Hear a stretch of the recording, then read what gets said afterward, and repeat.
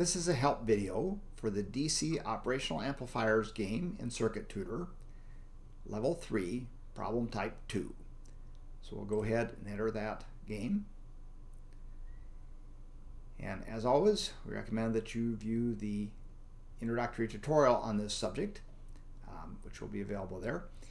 And that provides all the technical background necessary to solve these problems. It's also a great idea to view some examples here at the appropriate level so that you'll be prepared to work the problems more efficiently and more rapidly. Okay, so I'm going to go ahead into a problem here.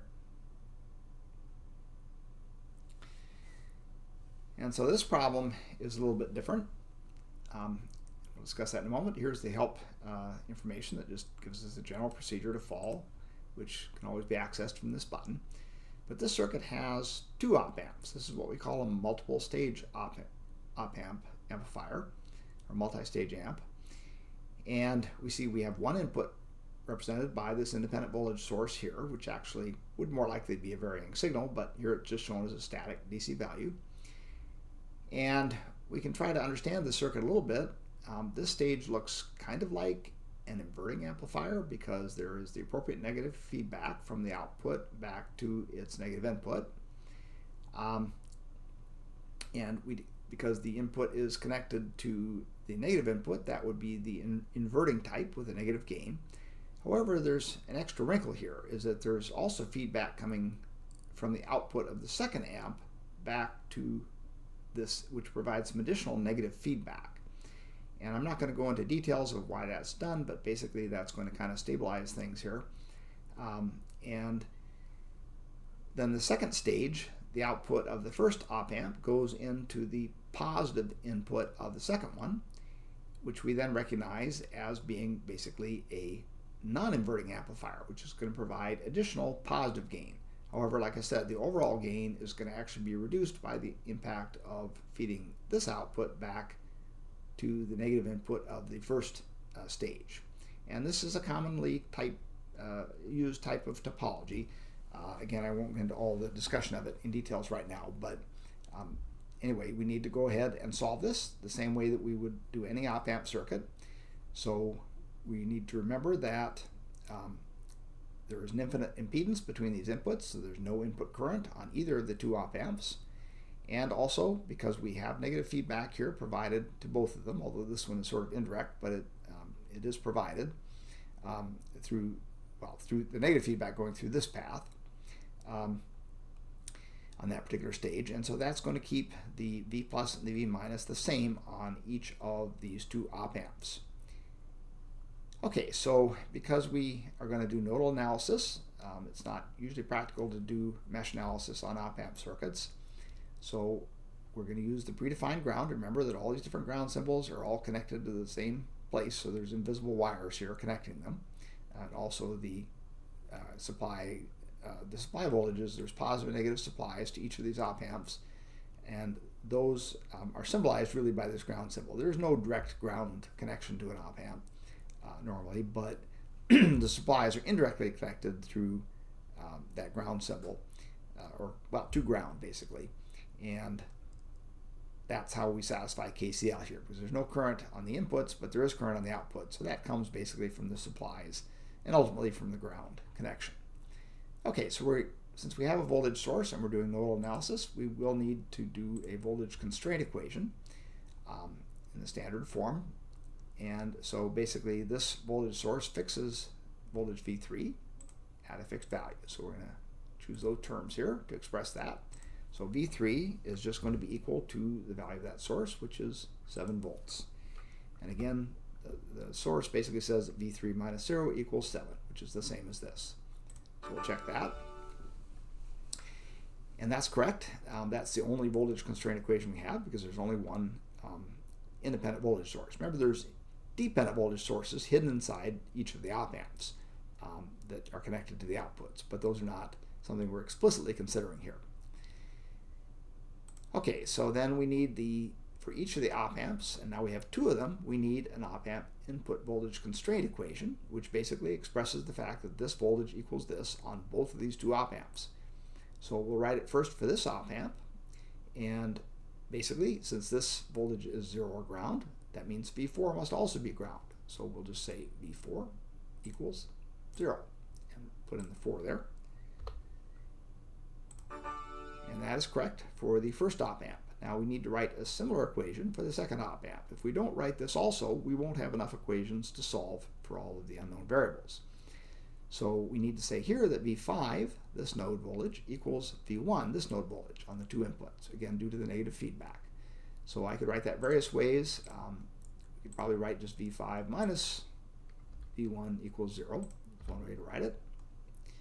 The order doesn't really matter. And that's correct. So now we've written the required input voltage constraint equations. Now we're going to go to the Kirchhoff current law equations that are sort of the heart of nodal analysis, if you will, because it's a systematic application of KCL. So now we have a total of 5 nodes in the circuit. They're numbered 1, 2, 3, 4, 5. And we have to decide which ones we can actually write KCL equations for, because it's not always possible. As you probably remember, if you have a voltage source attached to a node, you cannot write a KCL equation for that node because we don't know the current through voltage sources. So I want you to stop and think for a minute, how many of these nodes have voltage sources attached? And this might be a little bit tricky, but reason that out for a minute, and then I'll continue.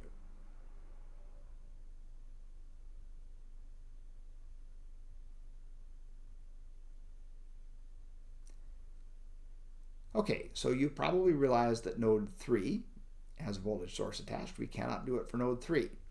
Did you also realize that the output of each op amp is also a node for which we cannot write a KCL equation because we don't know remember that's connected to a voltage controlled voltage source here. So we don't know the current of that source, therefore we cannot write an equation for V5.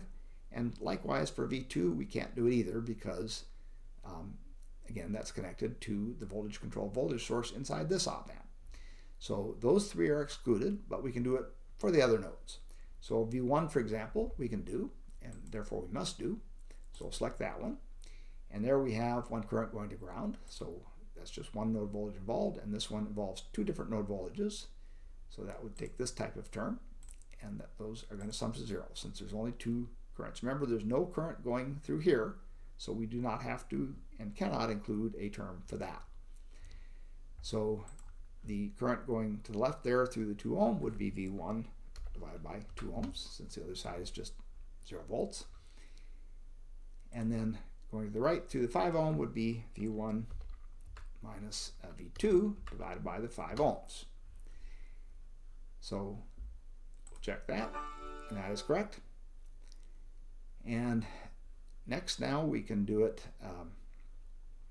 we can't do it for V2, remember, and we can't do it for V3, but we can do it for V4. The input of the op amp doesn't pose a problem because there's no current there, and so it's not a voltage source. So we'll do it for node 4, selecting that, and here we're going to have current going to a different node, to a different node, and to a different node. So it's going to be 3 of these terms involving 2 nodes each. And the first one is always going to be V4. So we have V4 minus V3 divided by 2. That's the current to the left here through the 2 ohm resistor. And then over here we have V4 minus V5 divided by 9 ohms. Again, I'm using the tab key here to go quickly between those fields, which saves a lot of time. So that's the current going this way. And here we have V4 minus V2 divided by 5 ohms. That's this sort of overall feedback that's feeding back from the second stage to the first stage of the amplifier. So we'll check that equation, and that is correct. And again, we cannot write anything for V5, so basically we should be done with that. So let's check if we have enough equations. We have 5 node voltages, so we should have 1, 2, 3, 4, 5 equations, and indeed we do involve those node voltages, so we have everything we need. So now we can go on to write the equations for the SOT variables that have been defined in this problem. So one is a SOT branch power, and that's going to remind us that there are various palettes of terms that we sometimes need, although not in this problem. And so here we have the power dissipated in the 9 ohm. That's what we're after.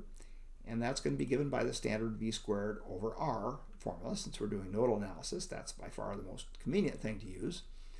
You could put in a numerical value using this one if you want, which could actually prevent having to do all this if you know what the answer is. But this one's a little hard to figure out, I think, without actually going through everything. So we'll just make that the difference of those two voltages, V4 and V5. The order, of course, doesn't matter because it's squared. And that's divided by the 9. And that would be our equation there that we'll check. And that is correct. And then finally we have the V20, which is just the voltage here with respect to ground, or node 0. So that's a SOT non-branch voltage, it's called. And that's very simple. It just, using the double subscript notation, that just means V2 minus V0, and V0 is identically 0. We don't have to enter that. So that's just V2. And you should not try to include a 0 here. Okay, so that's that, and now we have all the equations we need. So we're going to go ahead and click No More Equations. And as usual, the next step is to write those equations in simplified form. And we can clear out constants if we want, but I'm just going to do it pretty much the way it's written. So the first one says V3 equals 7 volts. That'll be our first row. So that just, we put a 1 times V3, and then the constant value of 7. We'll express that equation. And the next one says V4 equals 0. So we can just put any constant here. Let's just put 1 times V4 is equal to 0. That's fine. The rest of them will be zeros. This one says that V1 equals V5, or V5 minus V1 is 1. So in our third row, we'll put a 1 times V5 and a minus 1 times V1. Expresses that equation equals 0. And then in our fourth row, now we have a V1 coefficient, and we have a 1/2 plus a 1/5. So that's 0.5 plus 0.2. That'll be therefore 0.7. We can probably do that. Oops, in our heads there. And then for V2, that's just minus 1/5. And we could just type it if we want as minus 1/5, or we could type minus 0.2, doesn't matter. But that enters that fairly simple equation, and that's equal to 0. And then for the last equation, we don't have V1, but we have a V2, which is a minus 1/5. So that's again minus 0.2. And for V3, we have minus 1/2 is the only entry there. So that's minus 0.5 or 1/2, whichever. For V4, we have 1/2 plus 1/9 plus 1/5. So I did write that out over here, and then you can enter that in the calculator, and that is 0.8111. So I'll enter that here. And then for V5, we have just minus 1/9. So of course that would just be, well, we can write it as minus 1/9 if we like, or minus 0.1111. Sorry, I didn't mean to click there. Okay.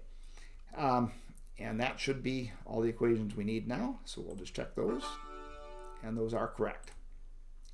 And again, if there's any error, it'll highlight the entire row in yellow because it doesn't know which of your entries is incorrect, given that you can multiply by a constant. So you have to figure out then which entry is incorrect in that row. Okay, so that's printed now, and will just copy that pro forma into a matrix equation. We can just do that with the copy button instead of retyping everything. And we'll just click check matrix equation. That's correct. It pretty much has to be. And then it advises, again, not to use MATLAB or calculators to solve this matrix equation. It's really easier to do this by hand, as we'll demonstrate. And that's how you'd have to do it on a test anyway, so that's another good reason to do that. Okay, so first of all, we know that V3 is 7 volts, so we can just enter that right away. And we know that V4 is 0, so we'll leave that there. And V5 is equal to V1, but we can't really enter those yet because we don't know either value. So then we'll come down to this equation, for example, which says the 0.7 V1 equals, basically we can bring this over to the other side, and that's 0.2 V2. And we could solve that for V1 in terms of V2. We don't know either one of them yet from these equations, so we'll just have to settle for relating them now. So just dividing by the 0.7, V1 equals 0.2857 V2. And we know from this relationship that that's also equal to V5, and so that'll be useful. Both V1 and V5 can be expressed in terms of V2. Then we'll go to the last equation, which will hopefully give us everything else. And we have minus 0.2 times V2, which we don't know yet, and then minus 0.5 times V3. And remember, V3 we already found was 7, so we just put that value in. Minus 0.5 times, I'm sorry, I said that, and then plus the 0.8111 V4, and remember V4 is 0, so that term just goes away. And then we have minus 0.1111 times V5, and we'll put that here. But we'll use this now from the previous equation. V5 is just equal to this expression, so that puts it in terms of V2, and so now we can just solve this equation. One variable and one unknown, we can solve it readily for V2. So we just get rid of that, and now collect the coefficients of V2, the minus 0.2 and this value. Those add up to, on a calculator, to minus 0.2317, and then that's equal to this value, which is the constant. We'll bring that over to the other side, and of course that's just 3.5, 7/2 in other words, and then just divide by this coefficient, and that works out to be V2 is negative 15.1 volts. So we can enter that now here.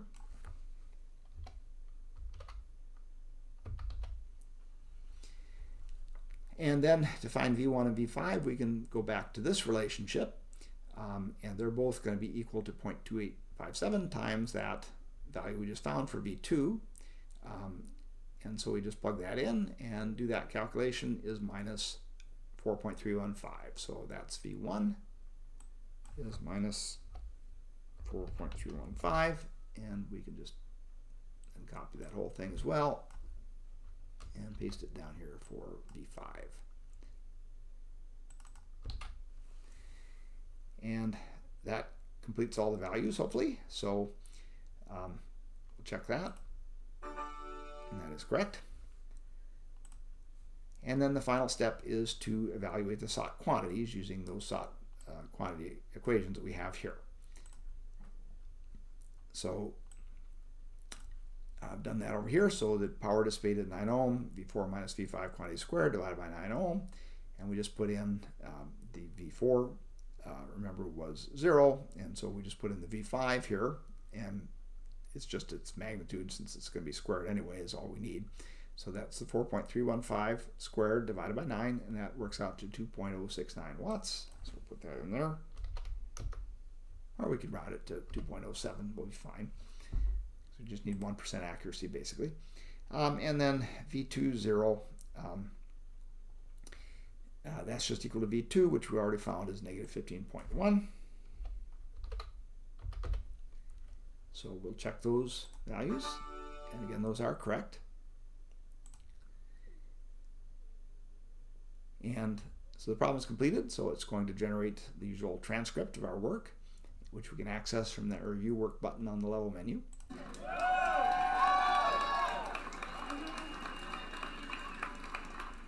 And it always gives us this option at the end to view a detailed explanation of the results, so I'll just do that to illustrate.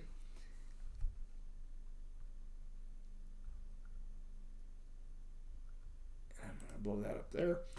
And so it shows, this equation highlighted, the KCL, the different currents involved. Remember, there's no current here, so it's not shown.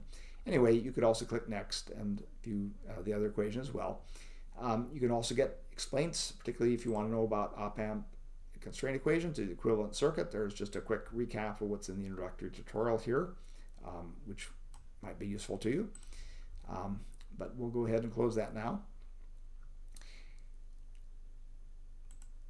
And one thing I do want to point out, I guess, is that, let's see, if we look at the overall gain of this, you might have expected a gain, say, from the inverting amplifier of negative 9/2, and then a gain from the non-inverting amplifier of 1 plus 5/2, or in other words, 3/2. And if you multiply those two values together times 7, turns out you'd get a value something like 110 volts here, and yet the actual voltage there, as you remember, was much smaller.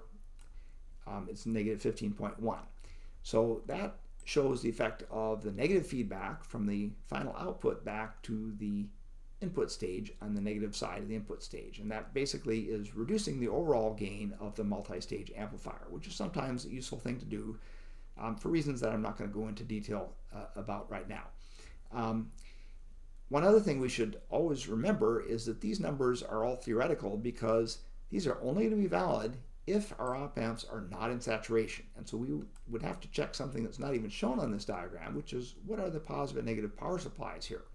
So if this voltage is not in the range that we can achieve with those supplies, then it's not going to happen. So for example, this is negative 15.1 here. That means we'd need at least that voltage on the positive and negative supplies, and preferably maybe plus or minus 20, something like that, which is getting to be a fairly large voltage for an op amp, although they are available that way. And likewise, we'd have to check the output voltage here, the V5 value, and that's negative 4.315. And again, the power supply voltages would have to be at least that value. Otherwise, the op amp would go into saturation, and none of these assumptions that we've made here would actually be valid. Now, of course, you could also use a smaller input voltage if you don't have that large a voltage to do your amplification. But if you use a voltage this large, then you have to be careful that you, in fact, can meet the conditions for the op amp assumptions that we've made.